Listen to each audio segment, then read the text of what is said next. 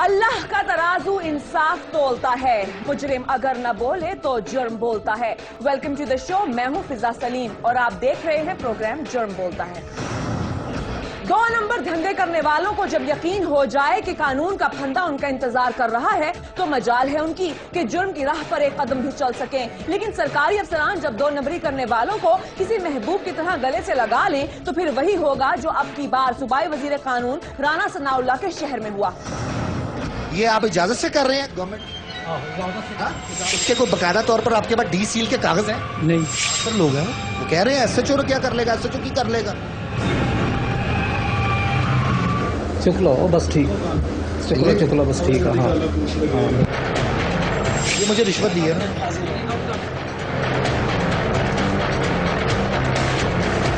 वो इतना बासर है, वो हंस रहा है कि मलक कहीं भी मेरी जेब में है, प्रोटेक्शन दिखाना चाहता हूँ। ऐसे कर दो, ऐसे कर दो, ये नहीं होता यार। ये है सूबाई वजीर कानून का शहर फैसलाबाद, जिसे पाकिस्तान का मानचेस्टर भी कहा जाता है। पाकिस्तान के ये सनती शहर जहां लाखों लोगों को रोजगार मुहैया कर रहा है, वहीं 2 नंबर धंधे करने वालों ने लाखों शहरियों की जिंदगियों को भी खतरे में डाल दिया है। हम तस्लीम करते हैं आज के दौर में जिंदगी को सही मानों में जीना है तो पैसा बहुत जरूरी है, लेकिन शहरियों को जहर खिलाकर, लोगों को मौत बांटकर और जानलेवा बीमारियों के तोहफे देकर जो पैसा कमाया जाए उसे कारोबार नहीं, जुर्म कहते हैं। बेकरी आइटम्स के नाम पर जहर तैयार करने वाली एक ऐसी फैक्ट्री के खिलाफ फैसलाबाद के इकलौते फूड इंस्पेक्टर ने उस वक्त छापा मारा जब इस फैक्ट्री और बेकरी के खिलाफ मकामी लोगों की शिकायत के अंबार लग गई और ईडीओ हेल्थ की तरफ से खुसूसी अहकामात जारी किए गए। ये हैं इस छापे के मनाजिर जो खुफिया तौर पर रिकॉर्ड किए गए। ये गंदे अंडे जो शायद पूरे शहर में कहीं नहीं बिके तो उन्हें यहाँ पहुंचा दिया गया। मतलब पूरे शहर की गंदगी को यहाँ के बेकरी आइटम्स का हिस्सा बनाया गया। सिर्फ यही नहीं, फैक्ट्री का चप्पा चप्पा हिफ्जान सेहत के उसूलों का सिर्फ जनाजा ही नहीं निकाल रहा बल्कि पूरे शहर को कब्रिस्तान बनाने का ऐलान कर रहा है। लेकिन भला हो फूड इंस्पेक्टर का छापा मारा, सैंपल लिए और इस फैक्ट्री को सील कर दिया। अपने इस नेक काम से लाखों लोगों की जिंदगियां महफूज बनाने वाले इस फूड इंस्पेक्टर को दुआएं देने से पहले जरा ठहरिए, जरा रुक कर स्लो मोशन में फैक्ट्री सील होने, मेन गेट बंद होने से पहले जरा ये मनासिर देखिए। ये रोशनी, ये सुर्ख बत्तियां साफ बता रही हैं कि अंदर मशीनें चल रही हैं। ये अनोखा माजरा है कि अंदर काम चल रहा है और बाहर ताला लग चुका है। हम कुछ नहीं कहते लेकिन जुर्म बोल रहा है। ये मुमकिन ही नहीं कि छापा मारने वाले फूड इंस्पेक्टर को पता ना हो कि मशीनें चल रही हैं या बंद हैं, और ये भी मुमकिन नहीं कि अंदर बेकरी आइटम्स तैयार करने वाली मशीनें यूं ही चलती रहें और कोई मुलाजिम उनकी देखभाल पर मामूर ना हो। या तो मुलाजमीन अंदर मौजूद हैं या फिर कोई चोर दरवाजा खुला छोड़ा गया है या मेन गेट पर ताला महज टोपी ड्रामा है। जी हाँ, ढोल का पोल खुल गया और इस टोपी ड्रामे का ड्रॉप सीन उस वक्त हुआ जब आधी रात को ये फैक्ट्री दोबारा खुल गई।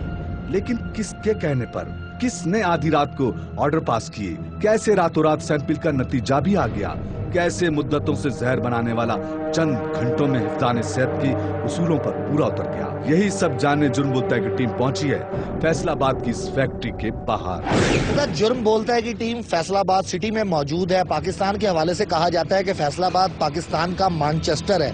क्या मानचेस्टर के रहने वाले लोगों को आला खुराक दी जाती है? क्या ऐसी खुराक दी जाती है जो कि हिफ्ज़ान सेहत के असूलों के ऐन मुताबिक है?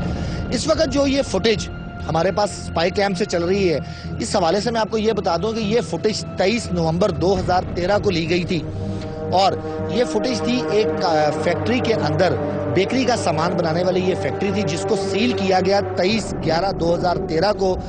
और इसके अंदर जो एक मौसूफ नजर आ रहे हैं फूड इंस्पेक्टर, इनका नाम है मलिक कय्यूम साहब, जबकि फैक्ट्री का मालिक है अब्दुल हक। ये फैक्ट्री समनाबाद के इलाके में अपना काम कर रही है। जी हाँ, सैंपल के होने के बावजूद ये फैक्ट्री काम कर रही है। जुर्म बोलता है कि टीम जब इस कारखाने के अंदर पहुंची तो गलाजत ज़दा माहौल में काम जू का तू जारी था। अब ये है वो तारीखी कारखाना जहाँ पर जो है इतने बासर लोग हैं कि जब इसको सील किया जाता है तो महज चंद घंटे, तकरीबन 4.5 घंटों के बाद डीसील हो जाती है। ये ईडीओ हेल्थ ने इसको सील करवाया प्रोग्राम के बकिया हिस्से की जानिब करवाया था। और अभी सूरत हाल ये है कि अंडे और गंद जो है वो अब भी यहाँ पर ऐसे ही पड़ा हुआ है। ये कुछ अंडे रोटरी एग्स जो है ये इस्तेमाल किए गए हैं ये बेकरी के अंदर ये लोग हैं और अब यहाँ पर तैयारी कैसे होती है ज़रा ये भी मैं आपको इसके साथ साथ दिखाऊंगा। जो मैंने आपको ये बात कही थी कि वज़ीर कानून राणा सनाउल्लाह साहब यहाँ से तकरीबन 1.25 किलोमीटर के फासले पर हैं, जो कि कानून के वज़ीर हैं सूबाई, और कानून की धज्जियाँ यहाँ पर ऐसे उड़ाई जाती हैं जैसे सवाब का काम है। और यही वजह है ये कुछ अमला जो यहाँ पर मुतहरिक हुआ है। हम ये देखकर हैरान हुए कि ये काम बिल्कुल उसी पुरानी रूटीन से हो रहा था, जैसे जहाँ पर कोई छापा ही ना पड़ा हो। और अगर दोबारा पड़ गया तो कोई बात नहीं, क्योंकि पाकिस्तान में जब तक बिकाऊ सरकारी अफसरान मौजूद हैं तब तक ऐसे कारखानों के मालिकान को टेंशन लेने की क्या जरूरत है। और ये जो है कलर है ये भी डाला जाता है, ढांप कर रखने का तो कोई रिवाज यहाँ पर है ही नहीं। और ये केक रस बनाए गए हैं, ये कुछ बोरियां हैं जो कि यहाँ पर है चीनी की, ये चीनी की बोरियां हैं। और इसके अलावा ये रंग है आर्टिफिशियल फ्लेवर्स के लिए, ये इस्तेमाल होते हैं जी फिजा। अब इनकी आप हालत देख लीजिए। ये पाकिस्तान का वो शहर है जिसके बारे में कहा जाता है कि ये मानचेस्टर है, तो मानचेस्टर के लोग इस तरह की खुराक खाते हैं और इस तरह के अंडे इस्तेमाल होते हैं। ये आपके सामने है, ये हालात और वाकयात है यहाँ के। इसके साथ साथ आपको ये भी बता दूं कि बेकरी के अंदर जो तिल इस्तेमाल किए जाते हैं, ये तिल है। खुले आजाद माहौल में न जाने क्या क्या मिलाकर तैयार किया जा रहा है, लेकिन जो शख्स एक दफा बेकरी में डाली जाने वाली अशिया फिर तैयारी के इन मराइल को देख ले तो वो बेकरी आइटम्स खाने से पहले 100 बार सोचेगा। बाकी गंदगी तो एक तरफ, वॉशरूम का भी गंद में अपना पूरा हिस्सा है। साथ ही साथ ये वॉशरूम है जी, ये वॉशरूम है, ये घी है, ये घी निकाला गया जी। और जिस तरह की जो सफाई है, ये मानचेस्टर में लोगों की खुराक है। और बेकरी के सामान यहाँ पर पैक होते हैं और पैक होने के बाद बनने के बाद पैक होते हैं और पैक होने के बाद ये आगे चले जाते हैं। यहाँ बेकरी आइटम्स की तैयारी किस कदर वसी पैमाने पर होती है, कितनी मिकदार शहर भर में सप्लाई की जाती है, इसका अंदाजा आप तैयार किए गए बेकरी आइटम्स की इतनी बड़ी तादाद से लगा सकते हैं। इससे पहले कि हमारे कैमरे की आंख मजीद राजों से पर्दा उठाती, जुर्म बोलता है कि टीम को एक कॉल मौसूल हुई। अब्दुल हक साहब, आप जरा अपने कारखाने तशरीफ लेकर आएंगे? समझ नहीं आ रही, कह रहे हैं सर आप इधर तशरीफ ले आए जरा कारखाने अपने। 15 मिनट लगेंगे। आ जाए मैं आपका इंतजार कर रहा हूँ। बेकरी मालिक अब्दुल हक साहब फोन पर काफी मुतमईन लग रहे थे, जैसे वो सारा खेल बड़ी प्लानिंग के साथ खेल चुके हैं और अब किसी किस्म का कोई डर नहीं। उनके लहजे में कमाल का इत्मीनान और गुरूर महसूस करके हमें वो इल्जाम सच लगने लगा जो थोड़ी देर पहले हमारे जराए ने हमें बताया था कि फैक्ट्री दोबारा खुलवाने के लिए मालिक ने फूड इंस्पेक्टर को 1.5 लाख रुपए की रिश्वत दी है। यही वजह है कि महकमा खुराक अब्दुल हक पर मेहरबान हो गया और सील तोड़ने के बावजूद उसे कुछ नहीं कहा गया। लेकिन आज इन सब राजों से पर्दा उठने वाला था, और वो भी कैमरे के सामने। कैमरा ऑन था और कोई 15 मिनट के बाद फैक्ट्री मालिक ने फ्रेम के अंदर किसी हीरो की तरह जारहाना अंदाज में एंट्री दी और जुर्म बोलता है कि टीम पर अपने जाहो जलाल की धाक बिछाने लगा। ये अब्दुल हक साहब हैं जी, जिनको आपने कुछ देर कबल जो है तस्वीर में और फुटेज में देखा होगा। और उसके बाद ये अब्दुल हक साहब, इसको नहीं छेड़े, नहीं इसको नहीं छेड़े। आप मुझसे बात करें, मुंह से बात करें, हाथ चलाकी करना अच्छी चीज नहीं है। देखें, नहीं आप कैसे आए मुझे बताएं। मैं जो है बाहर से आया। बस ठीक है, और इजाजत लेके आए हैं गेट से कि किसने जो बुलाया? आप काम यहाँ पे कर रहे हैं, जो आप ये बस काम ठीक। कर रहे हैं, ये आप इजाजत से कर रहे हैं? ये आप मुझे अपने कमरे की तरफ बार बार इधर लेकर आ रहे हैं, इधर इजाजत से कर रहे हैं, बस ठीक है। ये मुझे बता दीजिए, आप जो काम कर रहे हैं कितना साफ सुथरा है? बहुत साफ सुथरा है, सही है। 23 तारीख को आपकी ये कारखाना सील हुआ। हाँ जी हुआ था। हाँ जी, ये बात मानते हैं आप? हाँ मलिक कयूम ने सील किया, हाँ जी, फूड इंस्पेक्टर ने। हाँ जी। डी सील कब हुआ? कि डी सील कब हुआ? ये दोबारा कब खुला? दोबारा खुल गया, हमारी सैंपलिंग सही होगी। क्या सही होगी? जो सैंपल भरे थे उन्होंने, कौन से सैंपलिंग से? जो उन्होंने सैंपल भरे हैं उन्होंने। उसके कोई बकायदा तौर पर आपके पास डी सील के कागज हैं? नहीं, उनसे लें जिससे आपको किसी ने सर्टिफिकेट दिया, कुछ दिया, क्लियरेंस दी आपको? इसने उसी रात 23 तारीख की रात को ही आपने इसको डी सील किया। कौन सा कानून और कैसा कानून? यहाँ तो पैसा सबसे बड़ा कानून है। और जरा दिल थाम कर बैठी, क्योंकि ब्रेक के बाद हम आपको दिखाने वाले हैं कि हमारे बच्चे जो चॉकलेट बड़े शौक से खाते हैं, उसको चॉकलेट रंग देने के लिए यहाँ हेयर कलर मिक्स किया जाता है। वही हेयर कलर जो आधे घंटे से ज्यादा देर बालों पर लगा रहे तो रिएक्शन कर जाता है।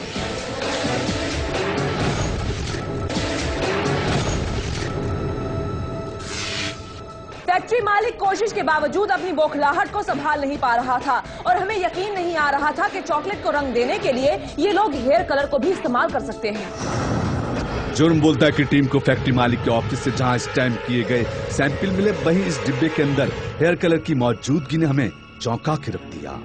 ये कुछ और भी नीचे चीजें हैं जिसको सील किया गया था। ये सर पॉली कलर यहाँ पे क्या कर रहा है? ये हेयर कलर भी डालते हैं। जो चॉकलेट बनती है वो उसके अंदर ये हेयर कलर डाला जाता है जी, जो कि ये मुंह बोलता सबूत है।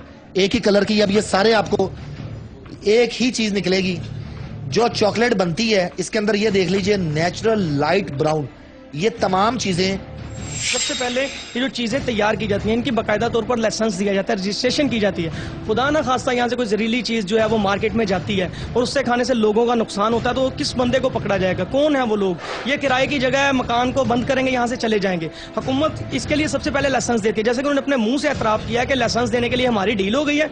EDO साहब ने एक माह का वक्त इनको दे दिया है कि भाई आप जो मर्जी बनाएं, जहर उगलें, जो मर्जी करें, आप लोगों में बांटें इस चीज़ को। पॉली कलर जो है, जो बालों पर, अगर डॉक्टर्स का कहना है, इसके ऊपर हदायत लिखी होती हैं कि अगर आधे घंटे से ज्यादा ये आपके सर के बालों पे रह जाए तो ये रिएक्शन कर जाता है। ये जब अंदर जाके समा जाता है तो ये इंसान की क्या हालत करता होगा। हेपाटाइटिस पाकिस्तान में हर चौथे शख्स को है, खुसूसन फैसलाबाद में, क्योंकि अगर आप फैसलाबाद की तारीख देखते हैं तो फैसलाबाद जो है स्वीट्स बनाने वाला सबसे बड़ा शहर है पाकिस्तान के अंदर।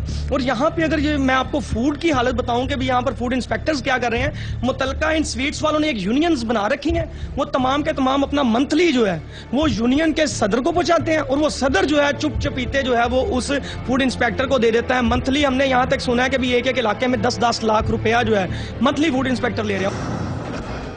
एक इलाके से 10-10 लाख की मंथली। ये कैसी अंधेर नगरी है? ये कैसी मनमानियां हैं? ये कैसी मेहरबानियां हैं? यही पूछने और जानने के लिए जुर्म बोलता है कि टीम ने फूड इंस्पेक्टर को कॉल की तो साहब का नंबर बंद मिला, जिसके बाद मजबूरन पुलिस को बुलाना पड़ा। पुलिस आ चुकी है और ये इनकी मेहरबानी की, ये हमारे कहने पे कुछ देर के लिए जो है पिछली गली में चले गए थे ताकि हम लोग अब मजीद जो है इस शख्स को, अब्दुल हक को, बेनकाब कर सकें। पुलिस आ चुकी है और इनसे हमारी बात भी है। सर आइए अंदर, मैं अब आपको वो दिखाता हूँ जो आपके और मेरे बच्चे, जो हमारे बुजुर्ग पेस्ट्रियाँ और इस तरह की दीगर चीज़ें खाते हैं, उसमें दरअसल हेयर डाई इस्तेमाल होता है।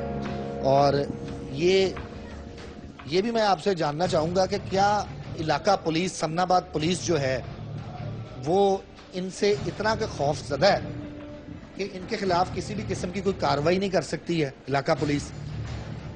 ये सब न्यूज अपडेट इज ब्रॉट।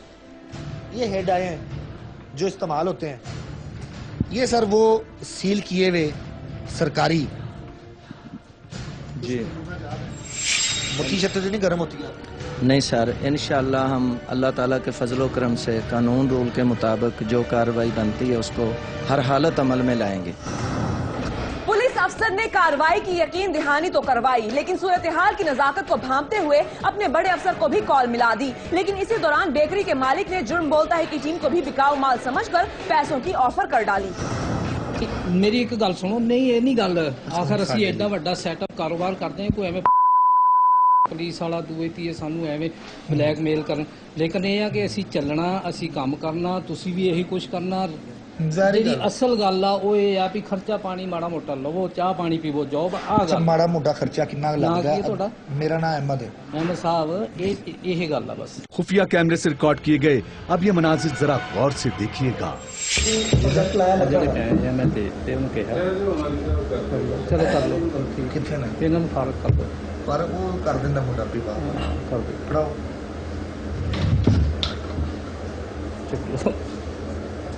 चुक लो बस, ठीक चुक लो बस, ठीक है। हाँ हाँ बस ठीक है, चलो बस ठीक है। पाला जेब च, है जी पालो जेब च, जेब च किन्ने ने सर गिन लिए। इन साहब ने पहले दराज खोला और फिर मुस्कुराकर कहा पैसे उठा लें। चुक लो बस, ठीक चुक लो बस, ठीक है। हाँ हाँ बस ठीक है, चलो बस ठीक है। पाला जेब च, है जी पालो जेब च, जेब च किन्ने ने सर गिन लिए। सुना आपने क्या कह रहे हैं? जी हाँ, फैक्ट्री मालिक हमारे रिपोर्टर से कह रहा है कि उसे जेब में डाल लें। हमारे गवाह रहिएगा, क्योंकि अभी थोड़ी ही देर बाद अब्दुल हक साहब अपना बयान बदलने वाले हैं।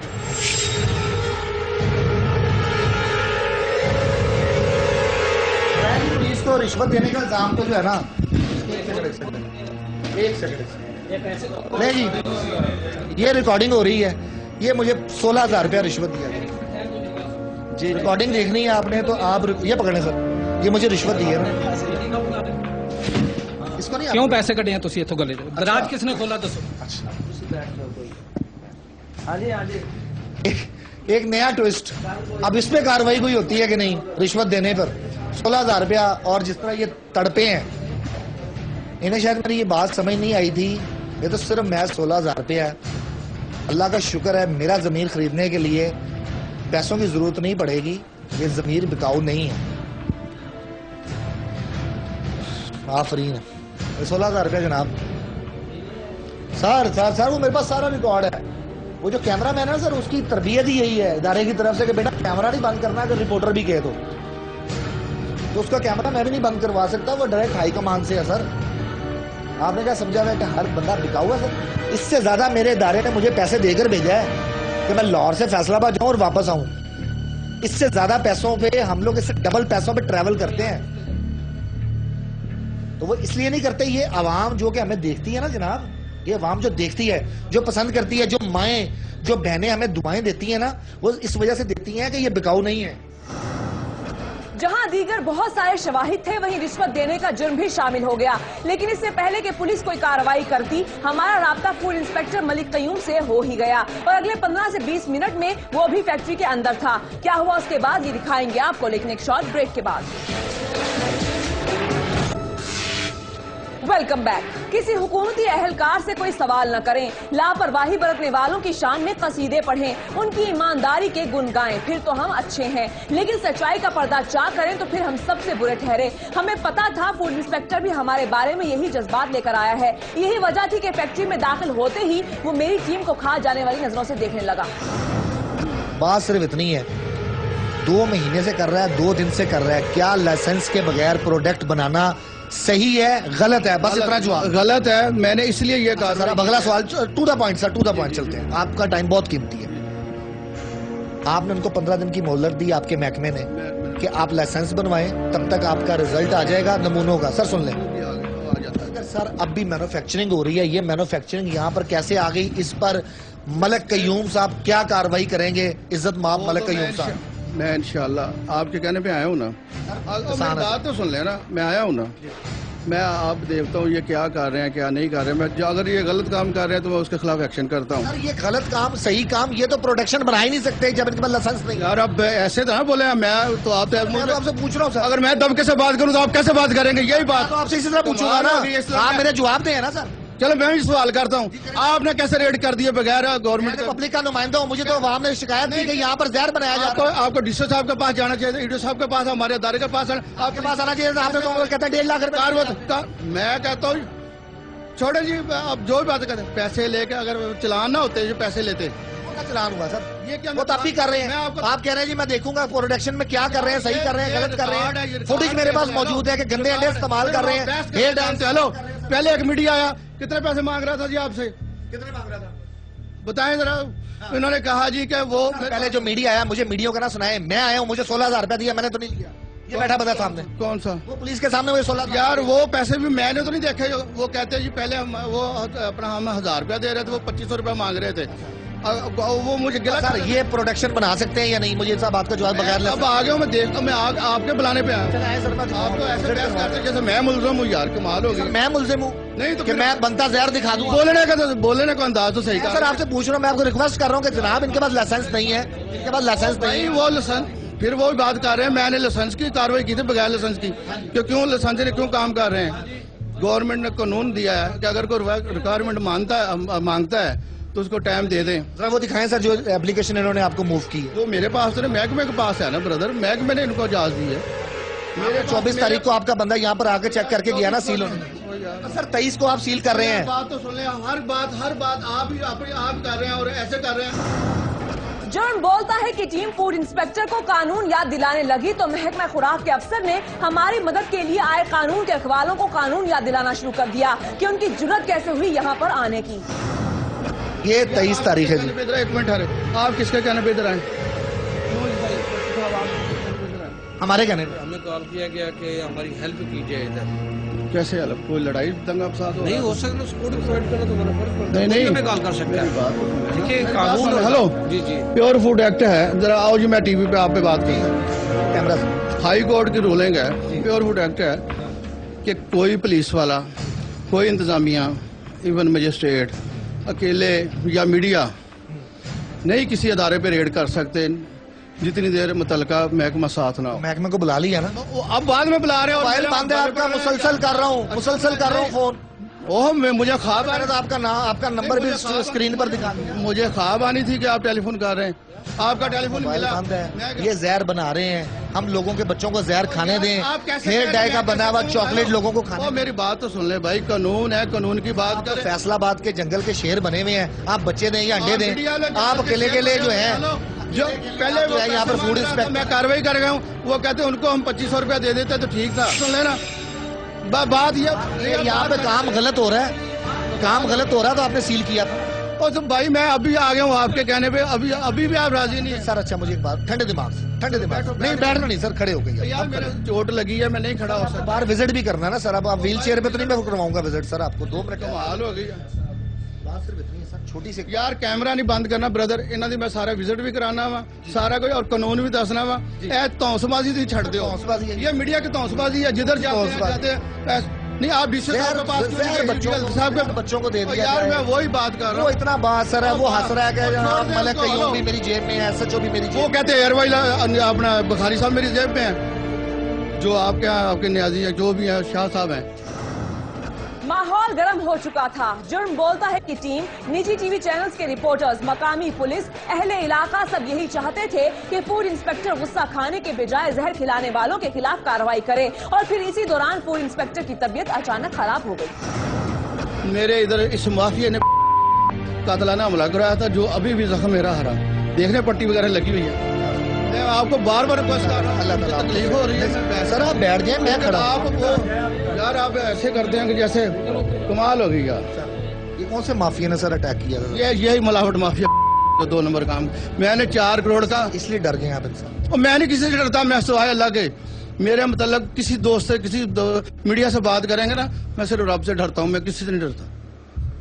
मैंने 2006 में डरना भी अल्लाह। मेरी बात सुने, खालिद मकबूल साहब गवर्नर थे, हमारे अतर सैन साहब वीडियो थे, अपना डीसीओ थे, बलोच साहब वीडियो थे।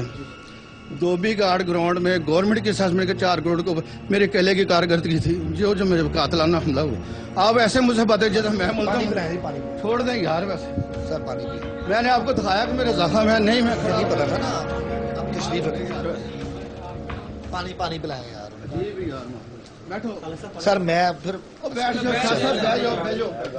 मैं दसना जिस तरह तुम मैंने कहना ना, मेरी एक आदत है, मेरे को कोई कंप्लेंट आवे ना, मैनू वो अजीज है, अगर कोई गलत काम करता मैं अगर सही काम करता तो मैं रिलीफ देने भी जा भी तू करना भी ऐसा चाहिए। मेरी बात सुन, ये इनको कसम दलाल हैं, तो मेरे पहले वाकफ से या बाद मैं जब ड्यूटी करने आया हूँ ना, नए आए हैं इधर, कहते 2 माह हुआ, और उसी वक्त जेडी साहब ने मैं कार्रवाई छोड़ दें यार। ऐसे आप तो मेरा ब्लड मेरा जख्म छोड़े सर, 2 मिनट आप रिलैक्स हो जाए, 2 मिनट बाद सर इसको देखते हैं सर, आप रिलैक्स हो रिलैक्स यार बंद कर ला यार, तेरी मेहरबानी है।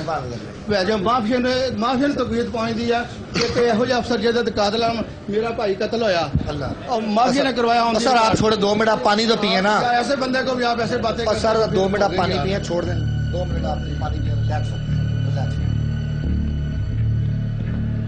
पानी पीने के बाद फूड इंस्पेक्टर ने एक बार फिर फैक्ट्री का विजिट किया। अब की बार मशीनों को सील किया गया, और वजह यह बताई गई कि अगर मशीनें सील हो गई तो मतलब फैक्ट्री सील हो गई, क्योंकि मशीनरी सील होने के बाद यहाँ कोई काम नहीं हो सकेगा।